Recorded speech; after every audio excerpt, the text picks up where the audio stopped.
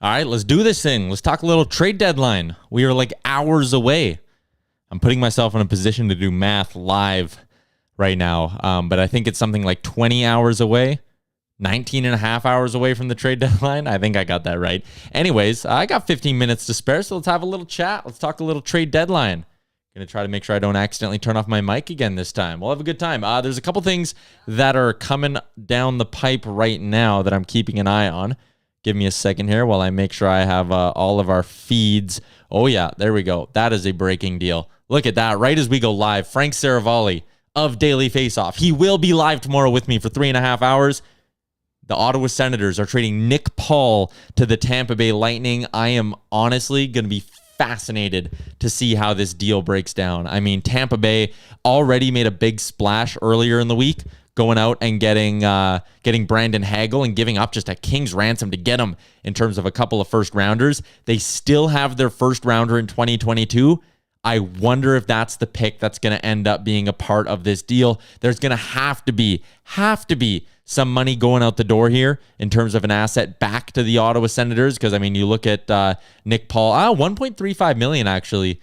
No, if they retain a little, this might just be a straight up swap. Send in your questions. We are live on the Oilers Nation Facebook, Twitter, Twitch, and YouTube as well. I got all those streams open too. Raj says hi. We'll get to who potentially comes and goes. Kyle Esperson, do we have Flower yet? No. The Oilers aren't getting Marc-Andre Fleury. If you're going into deadline day hoping for that to happen, I'm sorry to let you down. You're going to be waiting a while. Over to Twitter at TyHilg7. More likely J-Ram to the Jays or Susie to the Oilers. I'm going to go ahead and say Susie to the Oilers on that one. Clay, do the Oilers claim Peter Mrazek? Absolutely not. You don't even think about that if you're the Edmonton Oilers. One, he's been terrible. So there's that. Also, 2 more years at $3.8 million. He's not worth his contract. You do not touch Peter Mrazek if you are the Edmonton Oilers. Kalodi, I hope I said that right. Apologies if I didn't. Man, when you said Nick Paul, I was like, let's go. But then you said Tampa. Yeah, I know. I'm sorry. But it is Tampa Bay getting Nick Paul. They get 2 of the better young forwards that were available on the trade market. I don't know how Julian Breezeball keeps doing it. Honestly, it's insane. Like, any team that sits out there and is like, we're tight to the cap, we can't trade anything, or like, oh no, we're good, we like our group. You're lying to yourselves. Look at what the Tampa Bay Lightning are doing. This team goes out and get Nick Paul and Brandon Hagel. Hagel's a guy with 2 more years under contract. You got a guy like Nick Paul. Is he a pending RFA? No, sorry, he's a pending UFA. So that is interesting because you would imagine this is a strict rental for the Tampa Bay Lightning getting Nick Paul. We're still waiting on the return for that. I got my tweet deck open, though. I'll let you know the second it comes down the pipe here. But Tampa Bay acquiring Nick Paul from the Ottawa Senators. Now, this was a guy that the Oilers had interest in. Ryan Rishaug reported about it. Chris Johnson reported about it from TSN. Obviously, no Nick Paul coming to Edmonton. Electronic Jordan, why are you live preparing for tomorrow? I actually am, and there's going to be a hard out here because I have a call at 6 o'clock with everyone who's going to be involved in our live show tomorrow. We're going live for 3.5 hours straight on Daily Faceoff, YouTube, Twitter, Facebook, all that good stuff. Myself, Frank Saravalli, Matt Larkin. Who else we got joining us? Scott Burnside, Mike McKenna, Pete Blackburn of Bally Sports as well. He's hilarious. Ryan Clark from The Athletic will be there too. Back to Twitter. Do you think Holland is even considering moving the first rounder? I don't. I really don't think he's even considering it. Frank Saravalli 4 minutes ago, though, did drop this out on Twitter. I'm reading it for the first time live. Oilers continue to grind away on left shot options for their blue line. They have also checked in on a number of forwards. Prices remain high, but they're looking for ways to improve. So encouraging that Ken Holland's looking for ways to improve. Depressing that I consider that news encouraging because it's kind of just the bare minimum. Yes, I'm live on Twitch, Jordan. Don't worry, I didn't forget you. I was down at the office today setting up what the studio is going to look like for the live show as well. It's going to be a ton of fun tomorrow, so tune in if you can. Facebook chat active as always. Kalodi says, I want Chara. No, you don't. I'm sorry. You absolutely don't want Zdeno Chara on this team. If you think Duncan Keith can't skate anymore, Zdeno Chara's on a whole new level. There's people who look at that situation in New York and are kind of laughing at the Islanders, who aren't even close to a playoff spot, for playing him as long as they have this year. Chara is not the guy you think he is anymore. Do the Oilers claim the new Toronto goalie? If you want to screw Toronto a little bit, you absolutely do. Is he a solution here? Probably not. But if you wanted to screw Toronto, yeah, maybe you do put in a claim for him. Jake says, heard the Mayfield rumors are heating up. Could this actually happen? Is Holland going to surprise us? I love Scott Mayfield. I think that would be a really good fit for the Edmonton Oilers. We have the return on that deal for Nick Paul. I'll get to it in a second. But Scott Mayfield, right shot D-man, 29 years old, 1 year left at $1.45 million. That's a perfect fit, especially if you're offloading Barry. Like if Barry's going the other way in a deal and you're bringing in Mayfield to be his replacement, that makes your blue line better, and it gives you an extra $3 million in the summer. That's huge for the Oilers. Huge. The return for Nick Paul. Just pulling it up here. Bruce Garriock out in Ottawa reporting it's Matthew Joseph and a 4th rounder going back to the Ottawa Senators. So there's your deal. Matthew Joseph and a 4th going to Ottawa. It is Nick Paul going back to the Tampa Bay Lightning. And Matthew Joseph, a guy who I actually like. Seems like a pretty decent move for Ottawa. He's going to be fairly cost controlled. He only has 8 goals in 58 games, but he's playing on just a stacked Tampa Bay team, so not a lot of chances for opportunity. He'll get opportunity in Ottawa, and he's a pending RFA. So for Ottawa, you get the 4th. Yeah, that's whatever. If you didn't think you were going to get Nick Paul signed, which they were trying apparently, they didn't end up getting him. You don't think you're going to get Nick Paul signed, you get a guy who's under team control who you know is going to be in your organization for a little bit. I don't hate that move from Ottawa. We'll be curious to see if any offers come out about maybe what the Oilers would have thrown their way. Like, who knows, right? Maybe Ottawa sat there and was like, no, we want Kyler Yamamoto. And if you're Edmonton, you're probably not swapping Yamo for Nick Paul without a contract extension. So Nick Paul goes to Tampa Bay. That just breaking now. Reese Football 11 on Twitch. Just curious if you could make a trade with the Flames, who would you want and for what? Doesn't make sense in my opinion. 2 teams both contending in the same division. They're not making a trade at the deadline. If you get Chara, at least it's something. No, I think Chris Russell is better than Zdeno Chara right now. And you might laugh because, Chris Russell is a bit of a whipping boy around these parts, but no, I'm not touching Zdeno Chara. He could be, if he's free, I'll take him and use him as my 7th defenseman, but I don't think he cracks this lineup. Chara's not a significant upgrade. I don't touch him. Everyone wants to go to Florida from Jessica Yin on Facebook. I don't think Ken didn't try. It's because nobody wants to come to Edmonton. I mean, you can sit there and say nobody wants to come to Edmonton, but at the end of the day, if no one wants to come to Edmonton, like Nick Paul, if you go and trade for Nick Paul, he can't sit there and be like, no, I'm not coming to Edmonton, right? There's a few guys with trade protection. Marc-Andre Fleury would be one of those guys who's sitting there going, no, I'm not coming to Edmonton. And yeah, that takes you out of it. But most of the case, Noah, I'm not even laughing at that. Russell is better. I mean, Chara's not that good anymore. Like, again, it's a name, and that's great, but some chat in the Facebook group about the Toronto goalie. Mrazek's cap hit is insane, but the guy they put on waivers today who won gold with Finland, I'm blanking on his name. I'm going to pull it up right now. It was way back with the waivers from today. Harry Sateri. I believe I'm saying that right. He won gold with Finland, and he's kind of in the mix right now. On waivers, you could have him for nothing, but I'm not sure. I got a DM on Twitter that I'll take a peek at in just a second here. Thanks for tuning in, everyone. I'm looking at the numbers here. This is going well. We got a lot of people in the broadcast across all the platforms. Not bad. Should have done this more often, maybe. I only got about 15 minutes left till I got to jump, though. So if you got any trade talk, send it into the chats. I'll try to get to all of it. Jerron in the Twitter chat. If Flower goes to Mini, what about Talbot and Koski as a goaltending duo? Huh? Little throwback. That's what it was, when Koskinen first got here. I wouldn't mind it. Like, what's Talbot's contract situation? Because apparently Fleury has said he'll waive to go to Mini. So I have a funny feeling that might happen. Talbot's got 1 more year at 3.6. So for that to work, you need to kind of be sure Mike Smith's not going to be here next season.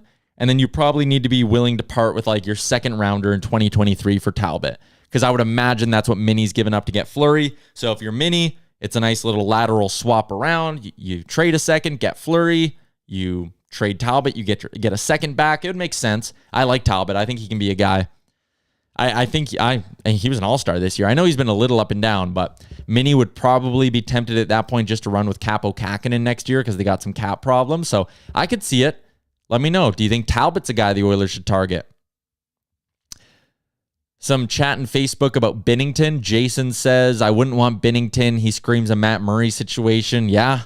I mean, Murray's play fell off a cliff.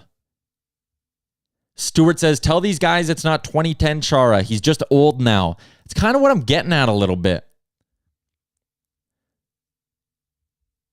Graham, only deal with the Flames would entertain is Ryan Pike for bagged milk, and no way we're letting bagged milk go. Not a chance. Bagged milk's got full trade protection. He ain't going anywhere. Jerron, send out Cass and a third to Minnie. You would need money to go the other way, right? But with Minnie's cap crunch this summer, because they have all that dead weight, I don't think they're in a position to take on money. So, Pool 13, probably not the real Yesa Puljujarvi, but if it is, creative trade offer. Cassian, Barry, and the next 2 firsts for Susie 50% retained and Eberle 50% retained. It's 2 for I don't think so. Cassian, probably a little bit too unrealistic. And it would take a lot of brain power for me to break down what's going on there. Dangerous Wade says he has a good gluten-free beer recommendation for me. I am going to take you up on that for reasons that we talked about on the Real Life podcast the other day. Makamura, what time is the stream tomorrow? Live 10 a.m., but it's only on the Daily Faceoff. So if you don't subscribe to Daily Faceoff on YouTube or follow them on Twitter or Facebook, go do that now. Subscribe to Daily Faceoff on YouTube. Subscribe to the Nation Network on YouTube as well, please. I'm under pressure to get those numbers up, so help me out a little, won't you? The Nation Network on YouTube and Daily Faceoff. Subscribe to them both. We'll be live at 10 a.m. Mountain tomorrow, noon Eastern, 3.5 hours. Just looking around here at what we got going on. Nicholas Sinclair, what's it going to take to get Kulak? I actually think he's one of those realistic targets here for the Oilers. Yeah, I would be all over Brett Kulak if I'm Edmonton. You know, maybe not plan A. I still think Carson Soucy should be plan A. But you look at Kulak, a guy who's going to give you solid minutes. He's got solid metrics. 1.85 mil, can play either side of the ice. You could do a lot worse than Brett Kulak. Probably shouldn't cost you more than, let's look at the picks the Oilers have here. You have, that's Montreal, hold up. You can't really trade your second this year because it's tied up in the Keith deal. You don't have a fourth. So you're probably looking at 2023 picks if you're Edmonton. You have your first, second, third, fourth. You have all of them. You have all 7 in 2023. So if it's Kulak, maybe your fourth in 2023 gets it done. Maybe it takes your third. Maybe it's something where you trade the third, you get back a fifth and Kulak, and it's kind of that move down and you get the player kind of thing. I wouldn't hate that approach from Ken Holland. I like the point Jason makes in the Facebook chat. This is Minnesota's last shot for a while. Those buyouts are going to sting. Yeah. So if you're unfamiliar with what happened in Minnesota, they decided to buy out both Ryan Suter and Zach Parise over the summer. And this year, those two guys only combined for $4.6 million in dead cap space. Next season, that jumps to $12.6 million. And I'm doing the math right. I know I am. It goes from 4.6 to 12.6 million in dead cap space. Year after that, 14.6. Year after that, 14.6 again. They're wasting almost 20% of their cap on guys who won't be playing for them anymore and are still playing around the league. Parise's, he's not having a good year, but he's playing in Long Island. Suter, he's having a decent year in Dallas, and they're just dead money for the Wild. So anyways, they're going to have to go up $8 million dead cap space this offseason. That's why they're going for it now. And that's why I think they would be on a guy like Fleury. And if they can swap him around with a piece like Talbot, I think it would make sense. Hope you all enjoyed watching me take that drink of water. My throat was parched. Talked about the Nick Paul deal a little bit. Soucy and Kulak are hauling guys for sure from Stewart. Yeah, they are. The only thing that is concerning me a little bit is you look around at sort of the trade tracker here and what's been going on. Travis Dermott landed a third. The Canucks get him from Toronto. I put Dermott on the same level as a Kulak. So that probably tells you it's a third would be the asking price for Kulak. Troy Stetcher got a seventh. Travis Hamonic. This deal blew my mind. I'm going Mike out of the mic stand for this one because it's how insane I think it is. Travis Hamonic was on waivers earlier this year. It's a guy who wouldn't get vaccinated for a while. They weren't sure if he was going to play this year. He was contemplating retirement. He was on waivers. He's not that good. Like he's a good third pairing D-man. The Ottawa Senators paid a third round pick to get this guy. He's got one more year at $3 million.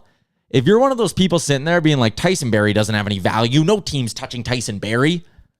I mean, Travis Hamonic just got a third, and he's probably worse than Barrie. Better in his own end, but not as effective overall. That trade blew my mind. I cannot believe it. Hamonic goes from Vancouver to Ottawa for a third. I think Vancouver even got their own third back in the deal too, but it just didn't make sense. Pull you 13. Why couldn't Holland do the Kulikov for a fifth this year? That's probably the same style of deal we're going to get tomorrow from the Oilers, right? Shout out to Sherwood Ford the Giant as well. Sponsor of all my trade content this year. Robert Hagg went from Buffalo to Florida for a 6th round pick in 2022. That's encouraging for the Kulak price tag. But it's been a confusing day in that stretch. Dermott's young, so I think that's maybe why he goes for a little bit more. Hamonic makes no sense at all. I have no idea what Pierre Dorian and Pierre Maguire are doing out in Ottawa. Also, low-key forgot that Pierre Maguire works for the Senators.